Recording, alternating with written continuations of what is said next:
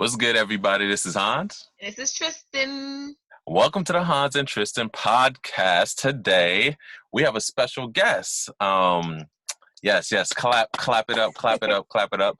For those of you who don't know, this is my beautiful fiance, Dr. Tymere Strawn, soon to be Lauder. So yes, we brought her on as a special guest on our show today. Welcome, hey, welcome. Hi. Thanks for coming. Thanks for joining us. And this is, to me, going to be one of our greatest episodes yet. Just because we're all mental health professionals. So let me give you guys an introduction and a background on my bae. So Tymere Strawn went to the great school of Bethune-Cookman. It's a HBCU. So her and Tristan got that vibe or whatever. Yes. All right, the HBCU vibes. But we actually met on Valdosta, the MFT program. We went to the same MFT program, got the same masters, and she went on further to get her PhD. Iowa. She went to Iowa to get her PhD, and she just finished this past semester. Congratulations. Shout out to her. Praise him. The blood, sweat, and tears that went into that degree. Your emphasis was post-traumatic slave disorder. Yes. She currently works at the University of West Georgia, I guess, as one of their counselors. She personally has a big heart, even though she tried to front like she real hard. Deep down inside, she has a big heart and care. But those be the ones, like, you can't be letting people take advantage of your big heart. Right. So you gotta let people know, like, nah. Nope, don't come near me. Yeah. We cool, but we not that cool. Right. Thank you. Anywho, so under this tough exterior is a sweetheart. She cares about her clients. She cares about giving back to the youth, especially the African American community. Without further ado, though, Ty, thank you so much for coming to the show. We appreciate you. We know this won't be the last time because we'll put you in there at all. Let me tell you why this is my favorite episode, right? Right. Because I finally found someone that can help me gang up on Hans. Oh my! I know. I listen and I always hear him. She's like, you. Girl, he be trying to cuff on my neck, and I'm like, nah, bad. So today, the buck stops here. It does. All right. So I feel like maybe I need to exit the room. Let me just go ahead and exit the room because I'm just saying, don't be trying to come for me today because I got backup. Boop, boop, boop. Oh, I thought this was the Hans and Tristan podcast. But that might be your boo. That might be your boo, but she got my back. Clearly. Right. Anywho, since you guys are done with this whole bonding stuff, we need to bring on another male guest. I feel like, they can get this work too. Just uneven right now. But anywho. You do that when you do the sports one. When we start talking about sports. Oh, yeah, listen. Bring all the homies on. I'm bringing all the homies on. As long as they're cute and single. Stop. I just want to know what sports y'all gonna talk about. Anywho, I know it's a dark time right now. I'm fine. For sports. Okay. All right. Y'all pray for me, fellas. Pray for me out here in these streets. Pray for me. So today we wanted to talk about Tristan. You presented it to me. It's a YouTube channel called The Soft White Underbelly. And the reason it's called The Soft White Underbelly, that is basically a metaphor used to basically illustrate that these interviews represent segments of the minority community, specifically the African American community, where we're being attacked. So the term soft white underbelly is usually a vulnerable place in a person or animal where they can be attacked. So in our community, the vulnerable areas, which we all have worked with this demographic before, are definitely those who are really impoverished, those who are struggling with drug addiction, those who are out here, unfortunately, a part of sex trafficking. And Tristan, you've done countless of seminars. You've gone out of the state to talk about that. So I know that's an area where you're, an expert in and very aware of. And I also think, to me, according to Ty's research, it shows, what we're dealing with and what we're having to overcome. So And also with the soft white underbelly, it's to me, I grasp it because once I find something I like, binge and I take all of it and I have it on like just loop forever. So to me, it was more in reference to anyone who has a connection to the streets, whether it's prostitution, drug addiction, drug dealers, gang dealers, you know what I'm saying? Like, so it's anyone who's involved in that culture, which is a culture in and of itself. And then talking about how they got into it, how it affected them and their family. And then where are they now? And some people not just had one interview, but multiple interviews so you can see their progress or decline based on their point of view or perspective of their involvement in the streets. Right. And I think for me, it's a great, I'm looking for another word other than dramatic, but it catches your attention. Like, you can't ignore the stories and the realness and genuine struggle that these people are going through. Like, for me, you'd have to really just kind of be very desensitized and just cold to not really pay attention to what these people have gone through, and to not wonder, like, oh wow, what can we do? What can we do to change this, and what can we do to kind of help our brothers and sisters? That's how I saw it. Like, how can we help our people?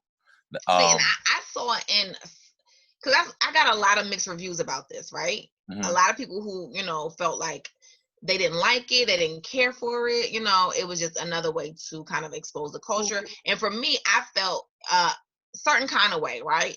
I felt like it was on one hand a way where they're telling their story to me and not highlighting the gangster shit, so because a lot of things we see, they highlight the prostitution and running the streets and selling drugs and going to jail. And this wasn't that.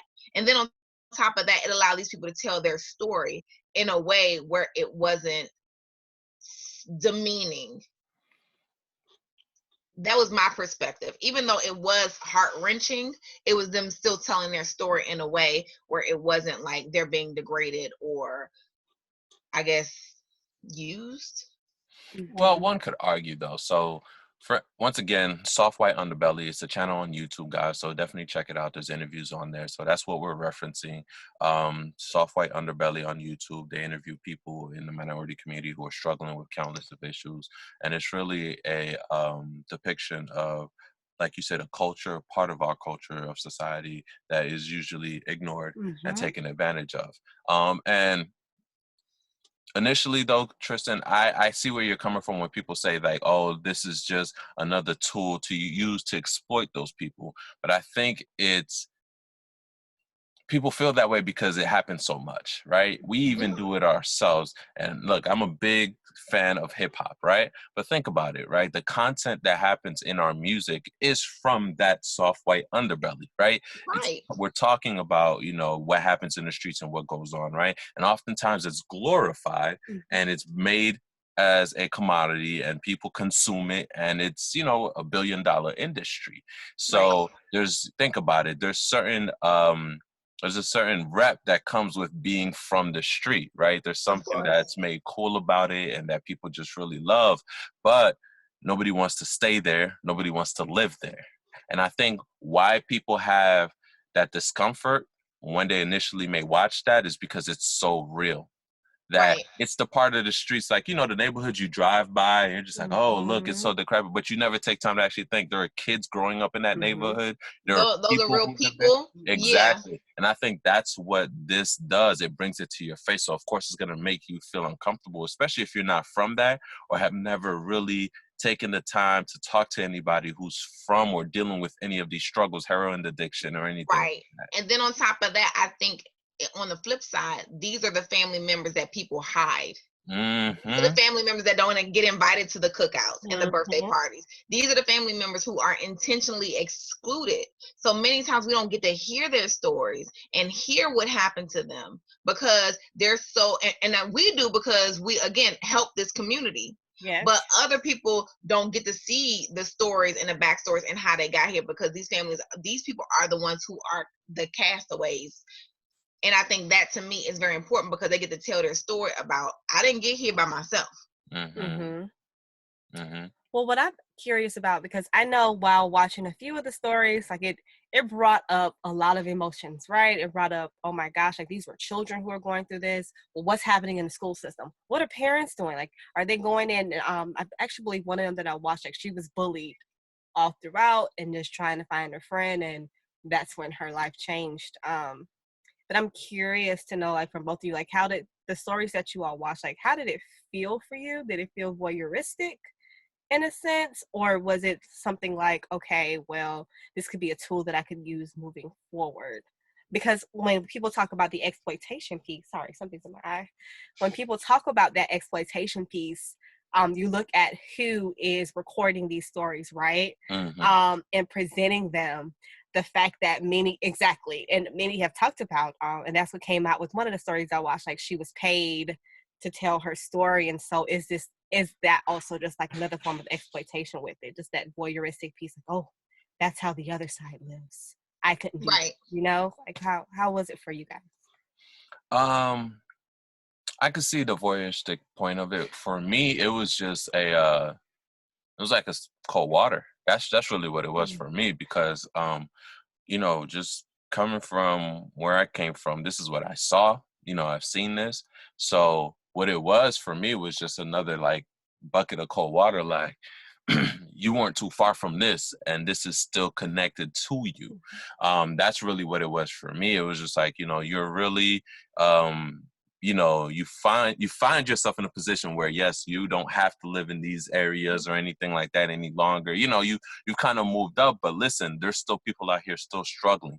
There's still people out here who are still going through this. This is their life 24/7. So for me, it was kind of like a cold water and a humbling as well, because at the end of the day, like Ty said, there are so many factors that go into it. And I think that's one thing that, should be highlighted as well, is that this is not always a straight line. There's not a straight line into this world, which is often presented to us through media and honestly propaganda, that, this is just a one straight line. Like, you always have to be from a single parent home, or you get what I mean? Or your parents had to do with this, like there's so many different ways in which people can find themselves in these situations.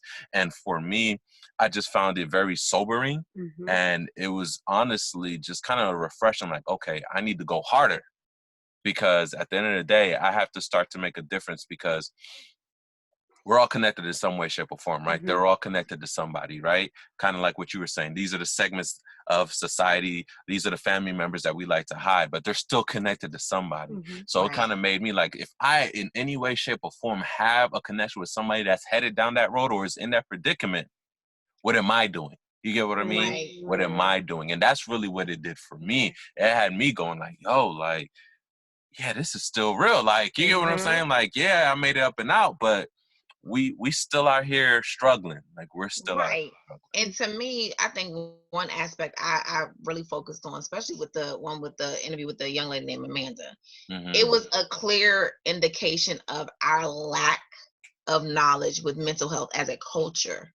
Because growing up, I grew up in DC. Mental health wasn't even talked about. I didn't even know social services exist. I didn't even know of these services, because that was a white thing or a rich thing. Like, what? Like, you're Black. Whatever happens to you, you keep it in your family. You know what I'm saying? Like, you don't talk about your family business outside of this home. So seeing these different people and them telling their stories, you see a lot of their addiction was rooted in mental health. A lot of their things that they were dealing with was the onset of a mental health issue that they turned to other substances to try to get a handle on. I think some families that actually try to do their best, but they didn't have the knowledge. So to see the evolution, Yes, you have another what's your input?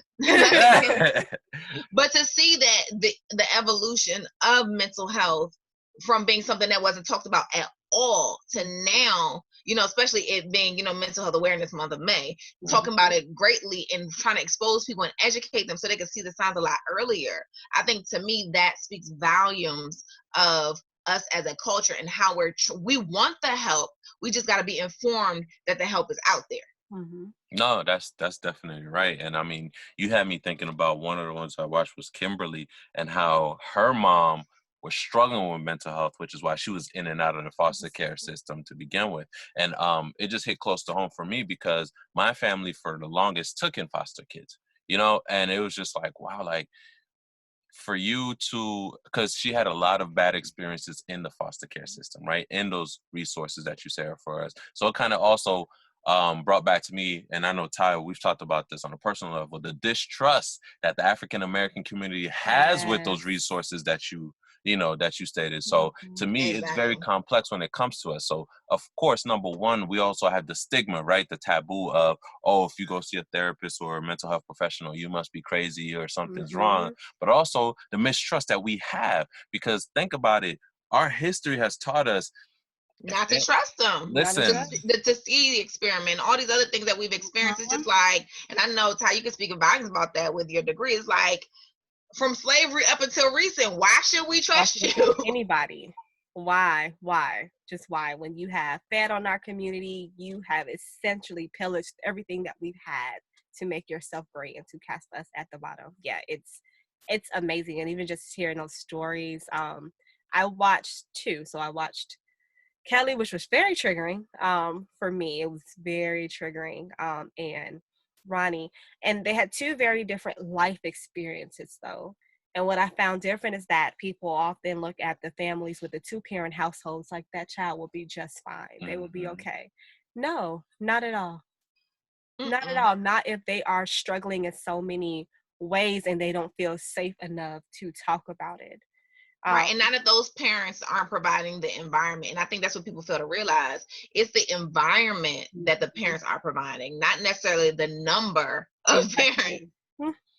No, and that's we try to get away from that many times. I mean, because on top of that, I watch intervention all the time, and I'm like, a lot of these folks came from two-parent households, and they grew up playing lacrosse, and then one accident like that, and now they addicted to perks, and now they on heroin. You know what I'm saying? So it's a very slippery slope, and any one wrong turn at a split second can take your life down a whole different path that you never intended. Like, nobody intends to be a drug addict. When you start doing drugs, it isn't to go and seek to be addicted for life.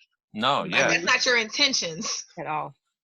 No, definitely it's not. And I think with the difference to me between this documentary and what it shows is that it's not really glorifying it, it's putting it out there.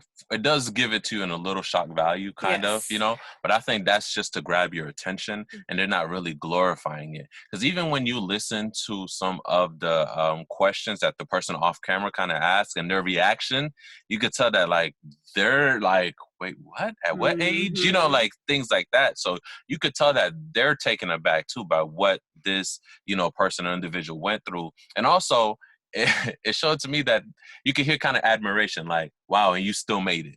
You get what I'm saying? Like, wow, you're very resilient, And I think, though, what this piece is missing is that other side, right? So that other, and I don't know, I guess, how they could do it without losing some of that rough edges that they kind of have, because the portrayal of it is supposed to be kind of like rough edges. You get what I mean? It's not supposed to be clean and polished and too production heavy, because they want you to understand that this is real and it's just happening and this is raw. Yeah, so I get how the production is made, but I think the other side of it, I guess they want us to have within ourselves that discussion, like, okay, what can we do? How did most of these people get here? What are the services that we have in place? How did these services possibly fail these individuals? You get what I mean? So now I know they do come back with follow-up interviews to give you, statuses on how they're doing and everything like that, which is great, because we often are left wondering, like, oh my gosh, like what happened? But I still think like that other piece is needed for others who just don't know, right? They don't know what they need to do. They don't know, how can I help this, this population? And I think that they probably didn't want to bring that other side because they didn't want it to be politicized or taken into a different light. And I think that's what it is. Right. No, I definitely agree with that. Like, when you see something like this, your inclination is you want, either you want more or you want to help. Like, that's just how we are as people, because that's our curiosity. And then, we want to jump in and kind of, resolve. We love fixing people. That's one thing we love to do as a culture. We want to fix everything, even if it ain't our goddamn business. But that's what we do. So I think that component is imperative, and they should have things in place as far as, okay, so what next? Because we might not be able to get in contact with these people per se, but these people are just a reflection and representation of what is really going on out there. The people we walk past every single day. Right. And I think the what next step is what's very problematic, because there's so many different schools of thought, right? Because even in my head, I can see people saying or using that as a platform to advance their agenda, right? So some could go, okay, well, if certain laws or certain public officials were doing what they needed to do, certain resources would be more available to these, to these communities. And then it can just snowball. You get what I'm saying? Because at the end of the day, there's not one silver bullet to kill this.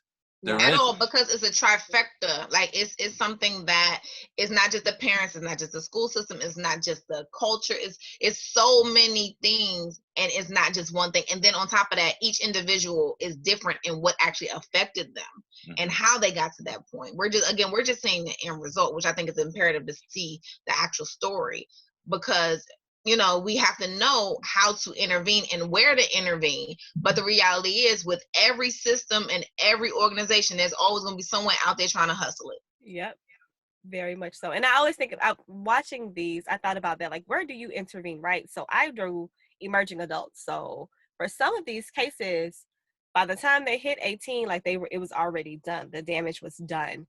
And it set me on that path. So I'm just like, okay.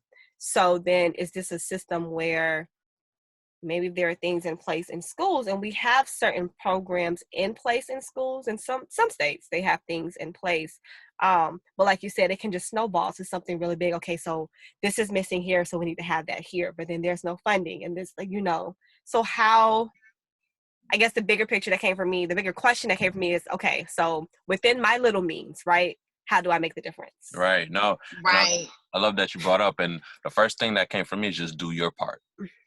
That's all you can do. And I tell people that all the time. You got your part. First of all, you got to start with your home. Like you said, you brought the young girl that was bullied. For me, starting with my home means ensuring my child isn't bullying anybody. And making sure we don't have that ripple effect where we're harming someone else or putting someone else on that path. Because that's honestly where it starts. So like, you got to start with yourself. And again, the best intervention is prevention. Sadly, a lot of these organizations and companies, they're reactive and not proactive, because there's no money in proactivity. That's why they don't cure cancer. That's why there's no money there. So the money is fixing the problem after the problem already has arisen. And that to me is so ass backwards, because like you said, we have so much evidence to show where we can intervene and certain things we can put in place to not. No, we can't ever fix certain things, but we damn sure can reduce those numbers. But we don't do that. We cut funding in school. They don't even teach PE and learn how to write cursive and shit. But they put that money towards senators who got sexual harassment cases and shit. Like, cursive gonna help you advance in life. I'm just saying, like, niggas, you don't even know how to forge your mama's signature no more, because you don't even know how to write cursive. Like, right. It's a mess. But guess what? They always got money for war. Always. Weapons. Always. Thank you. That's what brings them money, though. So I definitely get it. No, but I agree. You have to start and do your part. You have to look at your home, like you said, but also your daily life and what you do and how you come in contact with that, right? So not everybody lives in those areas and comes in daily contact, like we do, who work or service those demographics. So you now have to understand how you come in contact and how can you help in the manner in which you come in contact. You get what I'm saying? Because not everybody is in the trenches like we are. Not everybody, knows people who are struggling with it or, has access like we do. So I know for those who are saying, well, I don't really run into anybody who's dealing with that. You get what I'm saying? Well, what you need to do is go out in your community and see what services are available that you can volunteer your time to go out and help. Because you don't always have to be direct with right. But even, guess what? Start with your own circle. Because guess what? Too many times we let little jokes and slick shit slide. And you can sit here and really stop that right there within your circle and just change how they view certain things and how they view certain dynamics. And then start there. Because a lot of times, like, people ain't gonna go out. If you haven't been volunteering, your ass ain't gonna volunteer unless it's court ordered or some shit. You know what I'm saying? Like as we get older, we're really not gonna venture out of our comfort zone in our circle. But it's a lot of people in our circle we can influence, and again, cause that ripple effect. And it's imperative we start at home. What they say, sweep around your door first before you sweep around somebody else's door. Yes, please. But you know what? That's funny because I think about all these stories that we watched, and I feel like all of them can be connected by a number of issues. But for me, primarily what stood out, I guess, because of our profession's mental health, right? All of them had an example where they were experiencing mental health issues, or they were dealing or abused by somebody who was dealing with severe mental health issues. And just like heart disease is found in every family, I think mental health, if you go back far enough, and I think that's a good place to start, like you were saying, right? So if you don't see it from this gap, then you need to go for further degree of separation, right? So if it's not in a direct degree of separation, then you need to go some further back and find out, hey, this person was struggling with that. What can I do to help that situation going along? Because I think, like you said, if you scour or go through your friend list, a family tree far enough, you'll find somebody who has been struggling with mental health, and you can actually figure out or reach out and see how can I help or what was done to help that family member. So I think that's right. But I will say with that, though, you have to be willing to acknowledge that there is something wrong. And so how many times people have pulled out anxiety, like clinical generalized anxiety disorder. Oh, I just got some flutters. It's just my nerves bad. It's people, all the different language that has been used to minimize the seriousness of it, right? And unfortunately, because that's what I researched, right? I grew up in a Black community where you prayed. There was no such thing as mental health. No such thing. Even to this day, like when I say, oh, I'm going to be with my therapist and all of that, like there are some family members who will say, do you really need to do that? You really want to go tell somebody else your business? You could just take that to the Lord in prayer. I can. I'm going to go get this therapist too, though. Exactly. So to find that in families, people have to talk about it. And so breaking the stigma, right? Because one thing you said, some of them were dealing with someone who was struggling with the mental health issue. But I want to highlight that, right? Because part of that stigma piece is that if you have a mental health issue, depending on what it is, like you're violent, you're crazed, you're this, you're that, like it's automatic. People don't ever look at it. No, this person was poorly, like this person was struggling with that issue. It was being poorly handled, not just because, they have the illness, so that makes them this way. Exactly. It's when it's actually managed. Exactly. And understanding that. And then also, I think one thing we need to stop doing is trying to justify people's behavior and try to minimize it. Well, that's family. Like, that doesn't mean they can treat you any kind of way. That doesn't mean you have to deal with certain things. And people do that all the time. Like you don't have to accept toxic behavior just because y'all share the same blood or y'all have the same last name. And we do that as a culture all the time. Yeah, they're like that, but that's family. No, that doesn't make it okay. No, I think that's definitely true. But, that's definitely a sore spot for our community because we're very much more so communal, right, than our counterparts. And hierarchical. Yes, yeah, we really are. Though. You know me, I will block and move, and you will never speak to me. Listen, I don't play that. You ain't gonna ruffle my goddamn feathers and then think I gotta be around you because you my family. Like, nah, Slim, you straight. I'll talk to you in 10 years. No, I get it. But what I'm saying is that also within itself too brings another level of complexity, right? Because what it is also it's breaking down some cultural norms that were useful when we were trying to survive, right? So we've talked about this before, Tristan. So there's a difference between parenting and survival mode. Yep. Right? You get what I'm saying? So versus, your standard parenting under quote unquote normal stressful conditions, because parenting in general is just stressful.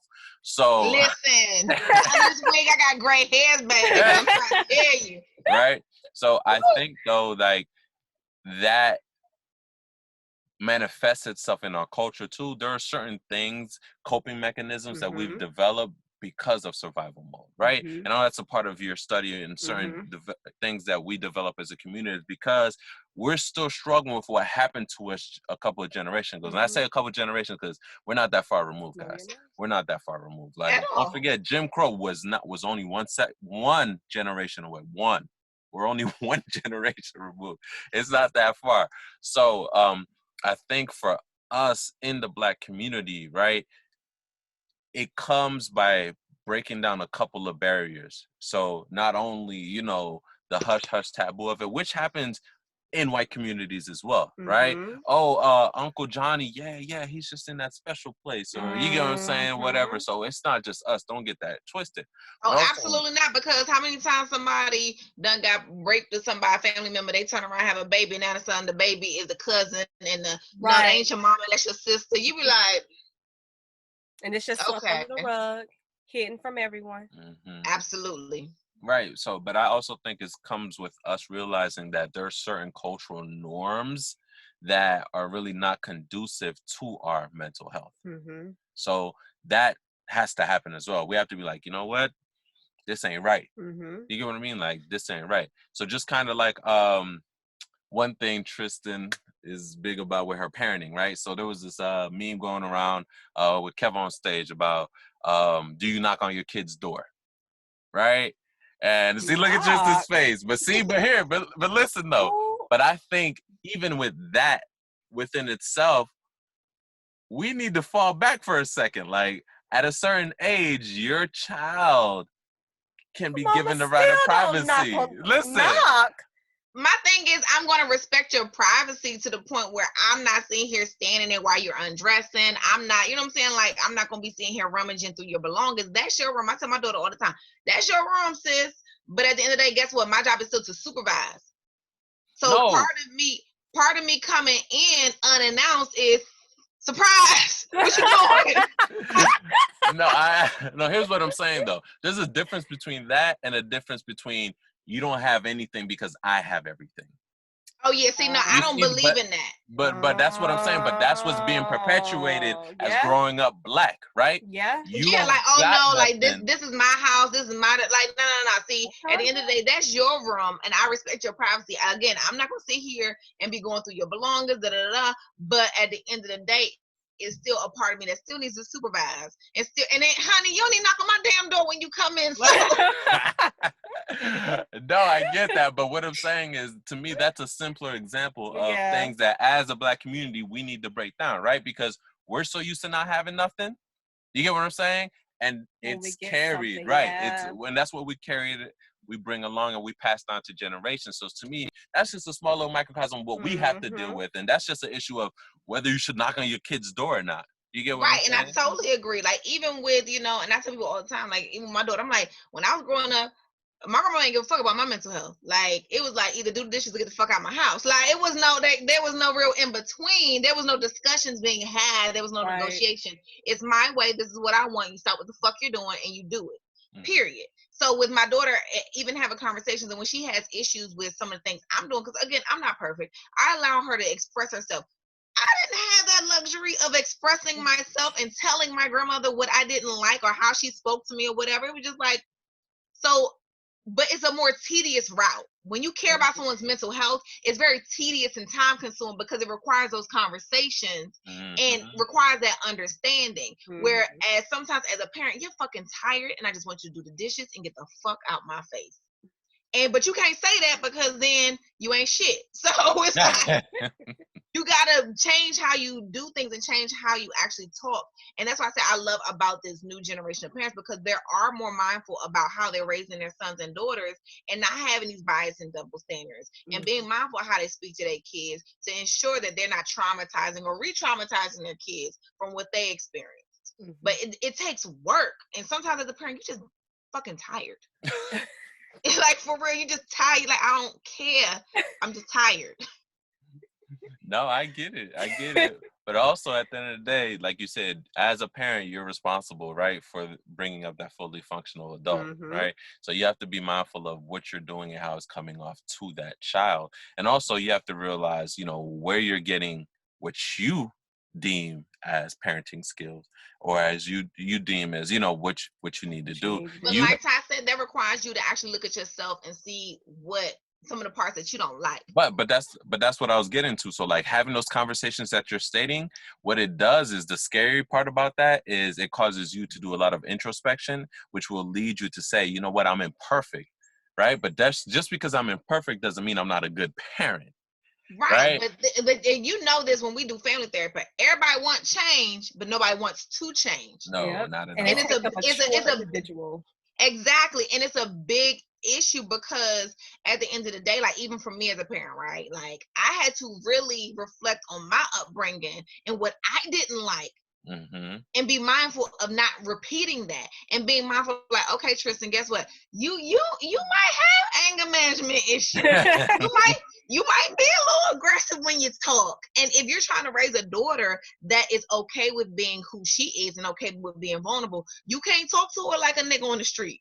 So you gotta kind of soften that up. You can't be like, yo, my nigga, like, what's good? Like, Yeah.